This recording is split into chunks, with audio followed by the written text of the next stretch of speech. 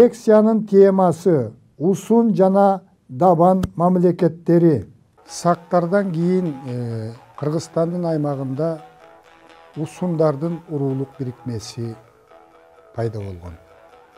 Усундар деген сөз Кытай хроникасынан кирген. Которгондо 10 уруу эл дегенди түшүндүрөт. Усун деген ат Чыгыш Түркістандагы Упса дарыясынан алынган деген дагы маалымат бар. Кандай болгон күндө дагы усундар түрк тилдүү элдердин бир бутагы экендиги тарыхта белгилүү.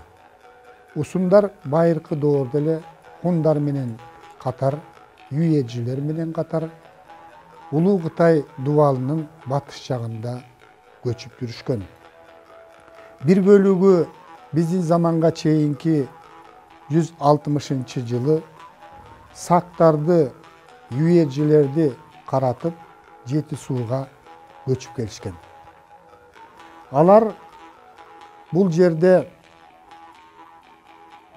Балхаштан Чыгыш Түркістанға чейин, Ферганадан Иле дарыясына чейин талас өрөөнүн камтыган үчтүү мамлекет түзүшкөн. Бул мамлекеттин борбору Ысык көлдүн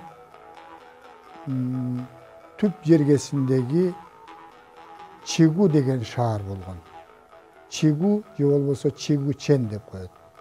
Бул кыргыз тилине которгондо кызыл өрөөндөгү шаар дегенди түшүндүрөт. Чарбасы негизинен көчмөн, жарым көчкөн мал чарбачылыгы болгон. Усундардын бир бөлүгү дыйканчылык менен дагы кесип кылышкан. Булардын жана жогоруда айткандай борбор шаары жана отурукташкан турак тургун кыштактары дагы болгон. Бирок негизинен негизги байлыкты мал чарбачылыгы түшкөн. Усундардын эң бай адамдары 3-4 миңге жакын жылкы кармагандыгы жөнүндө маалыматтар бар. Орустун окумуштуусу Аристов өзүнүн изилдөөлөрүнө таянып, өзүнүн китебинде усундар азыркы кыргыздардын тикеден тике ата бабасы болот деген жыйынтыкка келген. Биздин заманга чейинки 2-кылымда усундар Кытайдын хан династиясынын чоң саясатына тартылат. Усундар менен мамиле түзүүдө Кытайдын императорлору биринчи кезекте тынчтык бербей келаткан Улуу Кытай дубалынын түндүк жагын ээлеген хуннуларды талкалоо болгон. Экинчиден усундар Улуу Жибек жолунун өзүндө жайгашкандыктан ошол Улуу Жибек жолу аркылуу өтүп аткан Кытай товарларын, Кытай соодагерлеринин ары бери өтүшүнө ыңгайлуу шарт түзүп берүүгө аракет кылган. Биздин заманга чейинки 115-жылы Кытайдын саякатчысы жана тыңчысы Чжан Цзян ушул усундардын мекенине келген. Анын маалыматтары боюнча, анын пикири сунушу боюнча биздин заманга чейинки 109-жылы хан династиясынын императору усундарга тектүү Кытай бийкечин аялдыкка жөнөтүп, аны менен кошо баалуу белектерди жөнөткөн. Натыйжада усундардын башчысын Күнбий же болсо Күнбак деген титулду алып жүргөн. Кытайдын бул көңүл буруусуна ыраазы болуп, кытайлыктар менен союз түзгөн. Биздин заманга чейинки 71-жылы усундардын 50 миң адамдан турган армиясы кытайлыктардын 160 миң адамдан турган армиясы менен биригип хуннуларга чабуул койгон. Натыйжада хундардын империясы талкаланган. Ошентип Кытай императору усундардын жардамы менен өзүнө ар дайым коркунуч туудуруп келген хундарды талкалаган. Кытай үчүн күчтүү уруу союзунун кереги жок эле. Ошондуктан усундарды өзүнүн килалчаак өнөктөшүнө айландырууга аракет кылган. Мына ушул мезгилде усундардын башчысы Унгуйми деген күнбак өзүнүн Кытай аялынан төрөлгөн уулун мураскор деп жарыялап, Кытай императорунун кызынын колун уулуна сураган. Ушуну эле күтүп турган Кытай императору усундардын мамлекет башчысынын сунушун кабыл алып, кызын чоң салтанат менен усундарга жөнөткөн. Бирок карлыгы жетип калган усундардын күнбагы каза болуп, уруу аксакалдары Кытайдан төрөлгөн баласын такка отургузбастан күнбактын хун аялдан төрөлгөн баласын такка отургузган. Мына ошондон кийин Кытайдын көзөмөлү менен, Кытайдын жардамы менен ушул күнбактын Кытай аялынан төрөлгөн балдары менен күнбактын хун аялынан төрөлгөн балдарынын ортосунда бийлик үчүн күрөш жүргөн.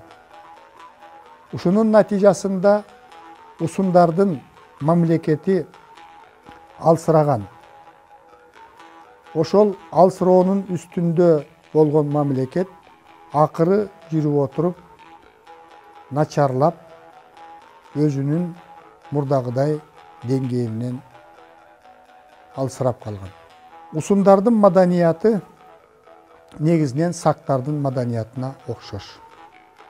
Археологдор аны бөлбөй сак жана усун маданияты деп атайт.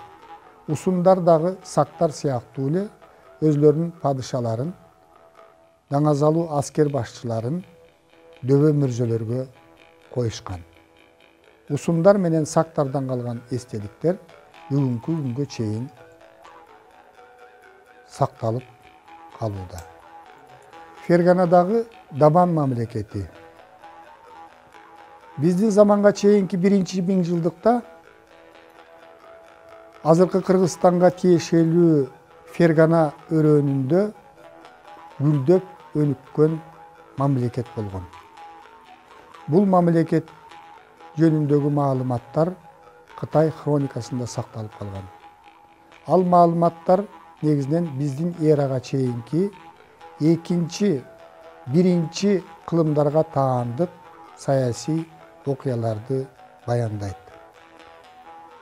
Маалыматтар боюнча Даван мамлекети Ферганадагы өтө күчтүү өнүккөн мамлекет болгон.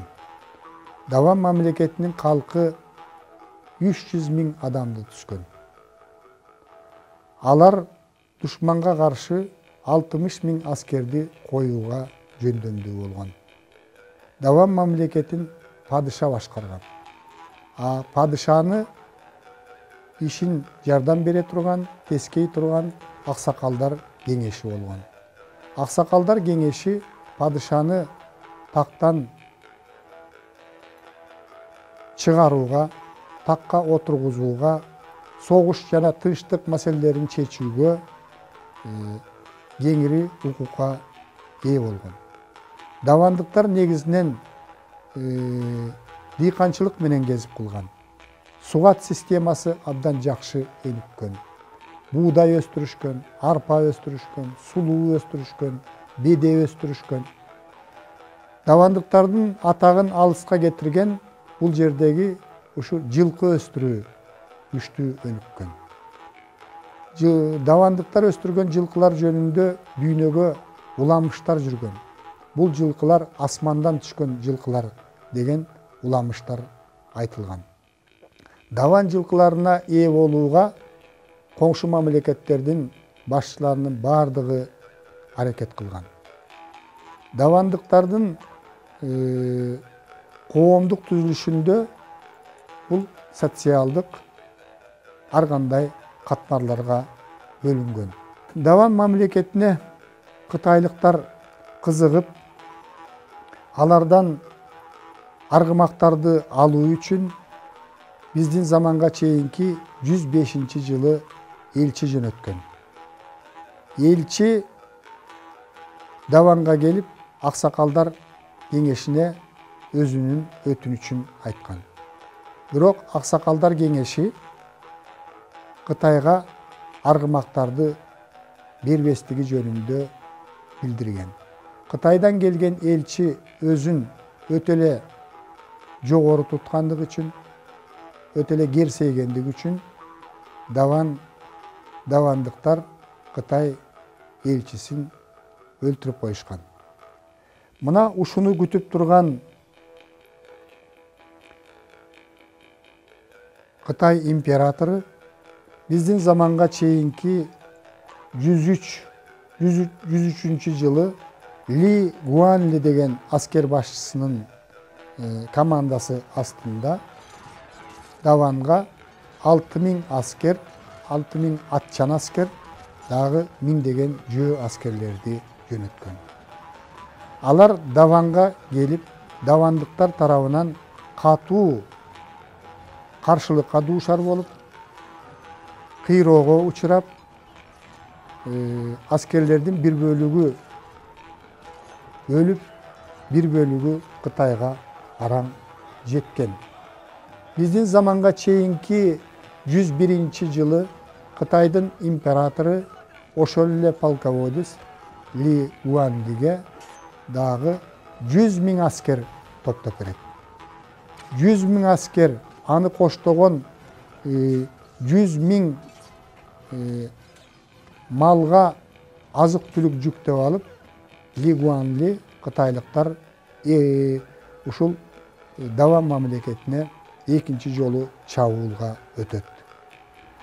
Давандыктар душман менен колунан келишинче каршылык көрсөтүп салгылашкан. Өзгөчө Даван мамлекетинин борбору Эрши шаарынын тургундары шаарды коргоодо эрдиктин үлгүлөрүн көрсөткөн. Шаар дубал менен курчалган, 40 күн кытайлыктар курчап турушкан, шаарга келген сууну буруп жиберишкен. Мына ушундай кырдаалда Эрши шаарынан давандыктардын ичинен мурдатан эле бийликке умтулуп жүргөн Мотсай деген төрө чыккынчылык кылып, кытайлыктар менен байланыш түзүп, анын жардамы менен кытайлыктар Эрши шаарына кирип, аксакалдарды туткундап, аларды ошол падыша Мугуанын башын алып келип берүүнү талап кылышкан. Аксакалдар айласыздан ошол падышаны өлтүрүүгө макул болушуп, ошол падышаны башын Мотсай чыккынчынын жардамы менен кытайлыктарга беришкен.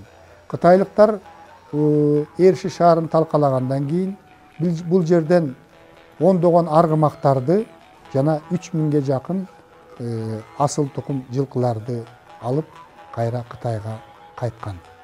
Бирок жолдо дагы кытайлыктар өтө бул жактан алысырап калгандыктан жолдо да кыйналып, алган малынын, жылкыларынын 1000дей гана Кытайга жеткен экен.